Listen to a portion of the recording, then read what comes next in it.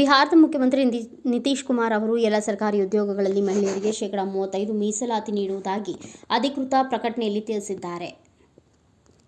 ಮುಂಬರುವ ವಿಧಾನಸಭಾ ಚುನಾವಣೆಯ ಕಾರಣ ಈ ಪ್ರಕಟಣೆಯನ್ನು ಪ್ರಕಟಿಸಲಾಗಿದೆ. ಸಂಪುಟ ಸಭೆಯಲ್ಲಿ ಈ ಘೋಷಣೆ ಮಾಡಲು ಶೇಕಡಾ 35ರಷ್ಟು ಮೀಸಲಾತಿಗೆ ಮಹಿಳಾ ಅಭ್ಯರ್ಥಿಯು ಬಿಹಾರದ ನಿವಾಸಿಯಾಗಿರುವುದು ಕಡ್ಡಾಯವಾಗಿದೆ. ಇದರೊಂದಿಗೆ ಮುಖ್ಯಮಂತ್ರಿ ನಿತೀಶ್ ಕುಮಾರ್ ಅವರ ನೇತೃತ್ವದ ಸಂಪುಟ ಸಭೆಯಲ್ಲಿ 43 ಪ್ರಮುಖ ಪ್ರಸ್ತಾವನೆಗಳನ್ನು ಅನುಮೋದಿಸಲಾಗಿದೆ. ಸ್ಥಳೀಯ ಮಹಿಳೆಯರಿಗೆ ಸರ್ಕಾರಿ ಉದ್ಯೋಗಗಳಲ್ಲಿ ಮೀಸಲಾತಿ ನೀಡಬೇಕು ಎಂದು ವಿಪಕ್ಷ ನಾಯಕರು ಒತ್ತಾಯಿಸಿದ್ದಾರೆ.